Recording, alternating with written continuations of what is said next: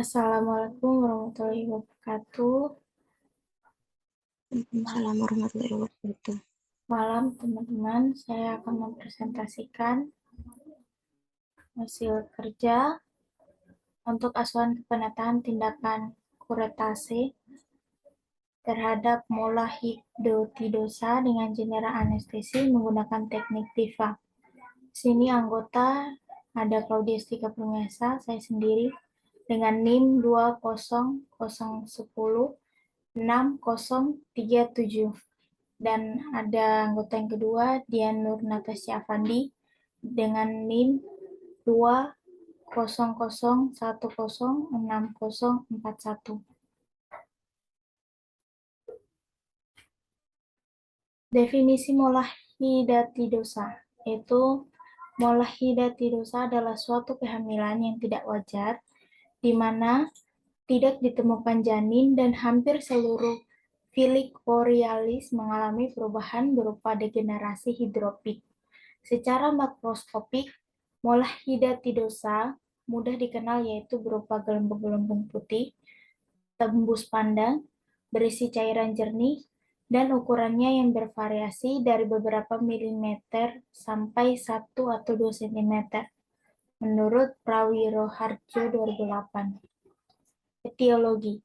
Penyebab mola hidatidosa belum diketahui, tetapi faktor-faktor yang dapat menyebabkan antara lain: yang pertama, faktor ovum dan sperma yang tidak baik; yang kedua, imunoselektif dari trofoblast; yang ketiga, keadaan sosial ekonomi rendah; yang keempat, gizi, kekurangan protein, kekurangan vitamin A; yang kelima, infeksi virus dan faktor kromosom belum jelas; yang keenam, pada wanita yang ovulasinya distimulasi dengan clomifer; yang ketujuh, wanita yang berada di kedua ujung masa reproduksi atau awal batasan tahun atau premenopause. Yang berikut, umur, yaitu lebih banyak ditemukan pada wanita hamil berumur di bawah 20 tahun dan di atas 35 tahun. Yang terakhir adalah karena faktor genetik. Yang berikut klasifikasi. Sesuai dengan derajatnya, mola hidatidosa diklasifikasikan menjadi dua jenis, yaitu mola hidatidosa komplit dan mola hidatidosa parsial. Yang pertama, mola hidatidosa komplit. Kehamilan mola hidatidosa komplit yaitu penyimpangan pertumbuhan dan perkembangan kehamilan yang tidak disertai janin dan seluruh Filik Borealis mengalami perubahan hidropik. Yang kedua, mola hidatidosa parsial, yaitu kehamilan mola parsial, sebagian pertumbuhan dan perkembangan Filik Borealis berjalan normal sehingga janin dapat tumbuh dan berkembang bahkan sampai aterm, menurut Manuaba 2009. Ini adalah anatomi fisiologi dari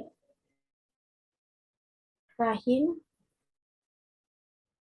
Ini ada vagina, ada ovarium. Dan berikut patofisiologi. Ada beberapa teori yang diajukan untuk menerangkan patogenesis dari penyakit trofoblast, yaitu teori missed abortion.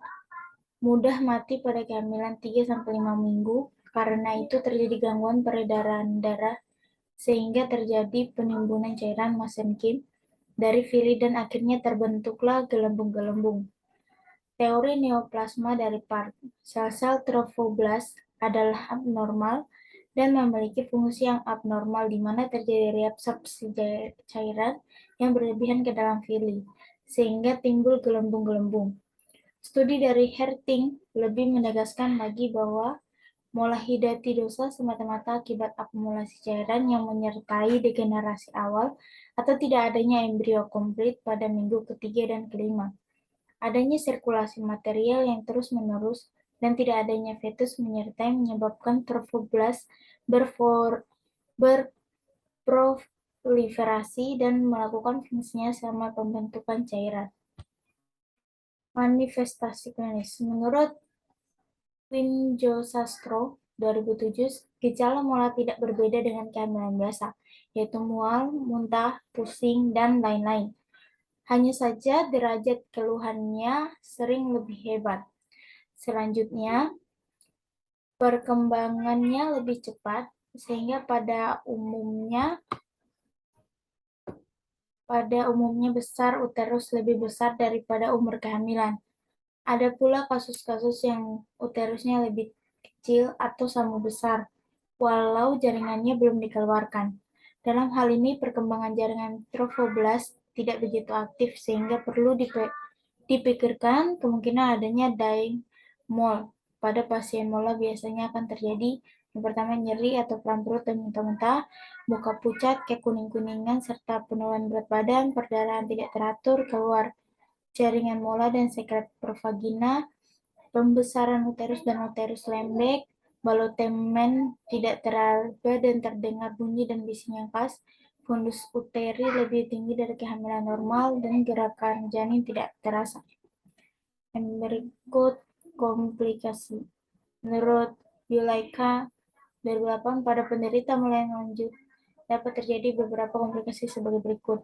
Shock hipovolemik akibat perdarahan hebat dapat terjadi jika tidak segera ditangani, bahkan dapat berakibat fatal. Yang kedua, anemia terjadi karena perdarahan berulang. Yang ketiga, preeklamsia dan eklamsia. Yang keempat, infeksi sekunder. Yang kelima, tirotoksikosis atau prognosis lebih buruk, biasanya meninggal akibat krisis tiroid. Yang keenam, emboli sel trofoblas ke paru. Yang ketujuh, sering disertai kista lutein, baik unilateral maupun bilateral. Kista hilang jika mola sudah dievakuasi. Pemeriksaan penunjang. Menurut Purwaningsi 2010, ada beberapa pemeriksaan penunjang yang dapat dilakukan pada pasien mola hidatidosa dengan HCG. Nilai HCG meningkat dari normalnya, lalu pemeriksaan ronsen tidak ditemukan kerangka bayi, pemeriksaan USG tidak ada gambaran janin dan denyut jantung janin. Yang keempat, uji sonde. Pada hamil mula, sonde mudah masuk, sedangkan pada kehamilan biasa ada tahanan dari janin. Yang berikut pengkajian akan dilanjutkan untuk kasusnya oleh teman saya, yaitu Dian Nur Natasha Afandi. Kepada Dian dipersilahkan. Baik, terima kasih Claudia. Saya akan melanjutkan untuk pengkajian. Identitas pasien, nama Nyonya R, umur 38 tahun, jenis kelamin perempuan, agamanya Islam. Untuk pendidikan S1, pekerjaan IRT, ibu rumah tangga, suku bangsa Jawa, status perkawinan menikah, golongan darah tidak diketahui, alamat Kewanungan RT 3 RW 3 Pertahanan Kebumen, nomor rekam medik 393299, diagnosa medis mola hidatidosa, tindakan operasi kuretase, tanggal masuk rumah sakit 10 bulan Juli 2022, tanggal pengkajian tanggal 11 bulan Juli 2022, untuk jam pengkajian jam 9:20.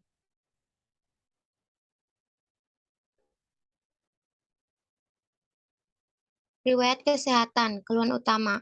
Saat masuk rumah sakit, pasien datang dengan keluhan adanya darah yang keluar dari jalan lahir dan nyeri perut bagian bawah. Keluhan ini sudah dirasakan oleh pasien sekitar 1 minggu. Saat pengkajian, pasien mengatakan bahwa darahnya keluar kadang bercampur dengan lendir dan gumpalan-gumpalan seperti daging dengan tekstur lembek. Darah yang keluar berwarna kecoklatan. Riwayat penyakit sekarang, pasien merasa bahwa perutnya semakin membesar, tapi seperti tidak sesuai dengan usia kehamilannya. Riwayat penyakit dahulu, apakah pernah menderita diabetes mellitus, hipertensi kardiovaskuler, perdarahan, tidak normal, asma, anemia, pingsan, mengorok? Tidak ada. Pasien mengatakan di dalam keluarganya juga tidak ada yang pernah mengalami sakit telinga maupun penyakit keturunan lainnya seperti diabetes mellitus. Next.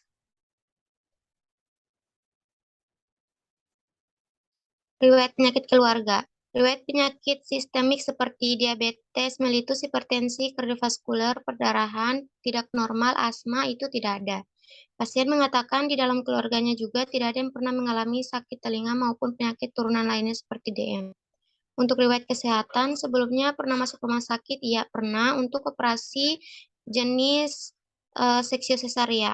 Untuk komplikasi tidak ada. Riwayat anestesi sebelumnya itu pada tahun 2017, jenis anestesinya regional anestesi. Komplikasinya tidak ada. Pasien tidak pernah mendapatkan transfusi darah, pasien tidak memiliki riwayat alergi, dan pasien juga tidak didiagnosa penyakit menular. Next.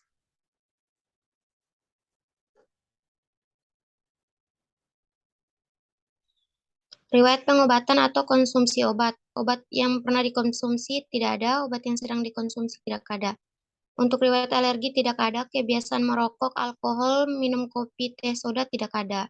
Untuk pola kebutuhan dasar, udara atau oksigenasi, gangguan pernapasan, alat bantu pernapasan, sirkulasi udara, keluhan lainnya aman. Gangguan pernapasan, alat bantu pernapasan, sirkulasi udara, keluhan lainnya tidak ada. Next.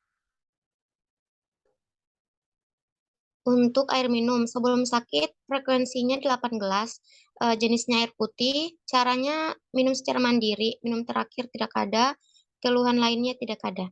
Untuk saat ini frekuensi 8 gelas, jenis air putih, cara mandiri, minum terakhir tidak ada, keluhan lainnya tidak ada. Next. Nutrisi atau makanan sebelum sakit. Untuk frekuensinya 3 kali sehari, jenis nasi dengan porsi normal, tidak ada diet khusus, makanan yang disukai sayuran, nafsu makan normal, untuk keluhan tidak ada, lainnya tidak ada. Saat ini frekuensinya 3 kali sehari, jenis nasi, untuk porsinya normal, tidak ada diet khusus, makanan yang disukai yaitu sayuran, nafsu makan normal, tidak ada puasa terakhir, keluhan lainnya tidak ada. Eliminasi atau BAB. Untuk frekuensinya sekali sehari, konsistensi lunak, warna kuning kecoklatan, bau khas, caranya spontan, keluhan lainnya tidak ada. Saat ini frekuensinya sekali sehari, konsisten lunak, warnanya coklat ke kuning-kuningan, bau khas, caranya secara spontan, untuk keluhan lainnya tidak ada. Next. BAK. Sebelum sakit, frekuensinya 5 kali sehari. Konsistensi cair, warnanya kuning, bau khas. Caranya secara spontan, keluhan lainnya tidak ada. Saat ini frekuensi 7 kali sehari, konsistensi cair, warna kuning, baunya khas. Dengan cara spontan, keluhan lainnya tidak ada. Next.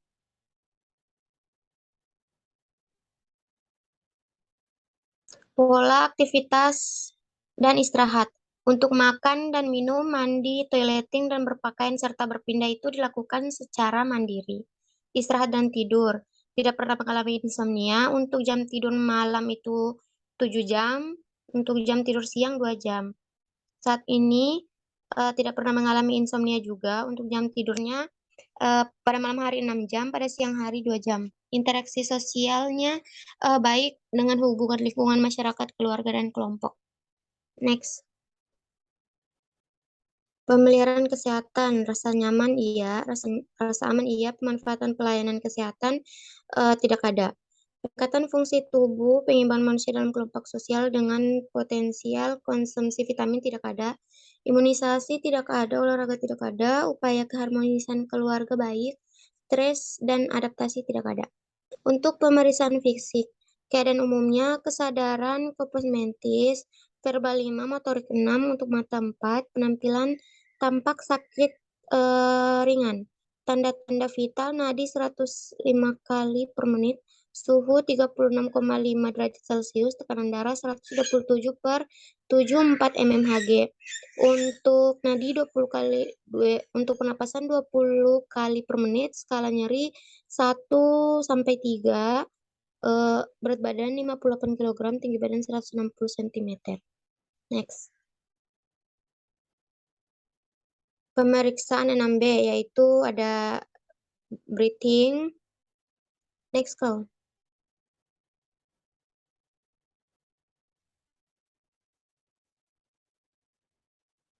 Ada blood, brain, next. Bowel, bladder, bone, pemeriksaan tulang belakang, next call. Next. Data penunjang diagnostik. Ada pemeriksaan laboratorium, Semuanya yang tidak normal itu leukosit 15,4 yang dimana nilai normalnya itu 4,5 sampai 13. Terus ada eosinofil hasilnya 0,20 di mana nilai normalnya itu seharusnya 2 sampai 4. Limfosit hasilnya 15,60, nilai normalnya seharusnya 22 sampai 40. Next. Pemeriksaan radiologi tidak ada, lain-lainnya yaitu pemeriksaan USG. Untuk terapi saat ini diberikan infus RL 20 tetes per menit, sedasum, ondansetron, tramadol, ketamin. Untuk kesimpulan status fisik yaitu asa 1. Pertimbangan anestesinya, faktor penyulitnya tidak ada, jenis anestesi, general anestesi teknik TIFA, indikasinya general anestesi memblokir saraf simpatik dan pasimpatik. Teknik anestesi TIFA total intravena indikasinya dengan menyuntikkan obat sedasi dan analgetik melalui intravena. Next. Analisa data. Di sini DS-nya pasien mengatakan nyeri perut di bagian bawah dan terdapat flek selama 2 hari. Untuk data objektifnya, skala nyeri termasuk ringan 1-2, tekanan darah 101 per 64 mmHg, nadi 86 kali per menit, RR 20 kali per menit, suhunya 36,1. Mengambil masalah nyeri akut, etiologinya kontraksi uterus. Di intraanestesi, DS-nya tidak ada, DO-nya pasien dilakukan anestesi umum menggunakan teknik TIFA, tekanan darah 122 per 89 mmHg, nadinya 105 kali per menit, frekuensi nadi meningkat, turgor kulit menurun, kemudian keluar darah dari vagina pasien dan juga akibat tindakan operasi pasien kehilangan cairan aktif. Masalahnya di sini mengambil risiko hipovolemia, etiologinya kehilangan cairan aktif selama perdarahan. Next.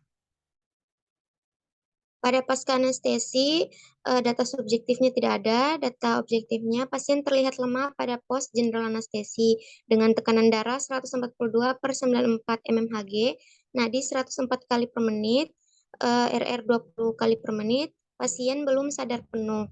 Masalahnya resiko jatuh. Etiologinya kelemahan dan penurunan keseimbangan tubuh pos general anestesi. Next. Masalah yang di pre-anestesi. Prioritas tingginya itu mengancam nyawa, prioritas sedang mengancam status kesehatan, 3 prioritas rendah situasi yang tidak berhubungan langsung, prognosis dari suatu penyakit yang secara spesifik. Untuk intra-anestesi dan pasca anestesinya sama. Next. Masuk di rencana intervensi, implementasi, dan evaluasi. Pra-anestesi. Masalahnya mengambil nyeri akut berhubungan dengan kontraksi uterus. Tujuannya setelah dilakukan tindakan keperawatan diharapkan nyeri berkurang. Untuk intervensinya, kaji rasa sakit dan karakteristik intensitas nyeri dengan menggunakan rentang intensitas pada skala 0 sampai 10. Kaji nyeri pasien menggunakan PQRST. Ajarkan klien untuk melakukan teknik manajemen untuk mengurangi nyeri dengan cara bisa teknik relaksasi napas dalam dan juga terapi aroma. Untuk implementasinya, kaji rasa nyeri dan karakteristiknya, mengkaji skala nyeri dengan teknik PQRST.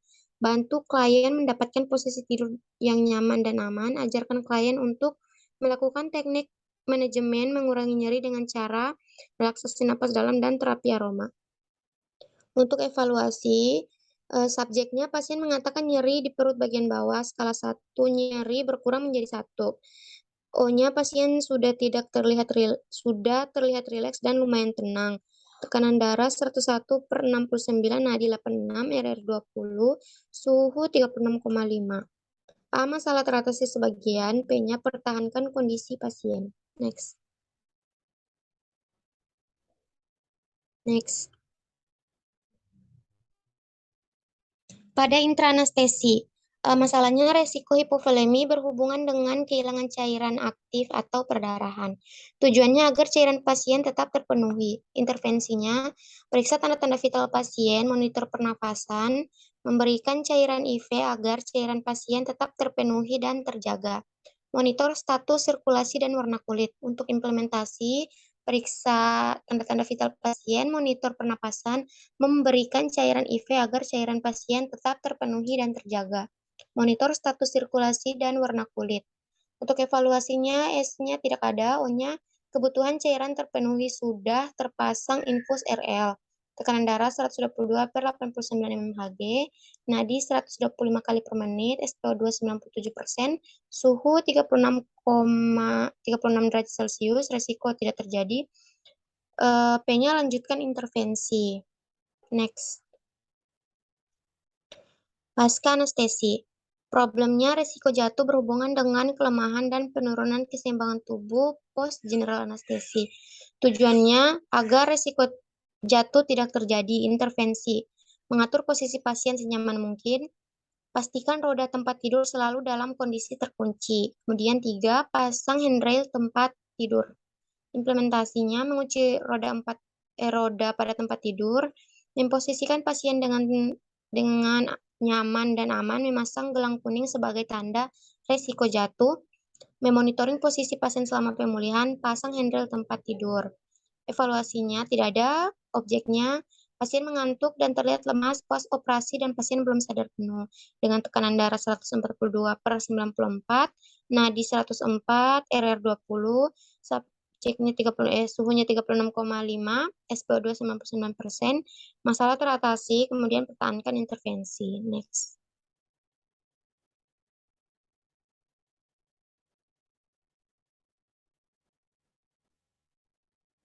Terima kasih. Sekian presentasi dari kami. Kurang dan lebihnya kami mohon maaf. Wassalamualaikum warahmatullahi wabarakatuh. Selamat malam.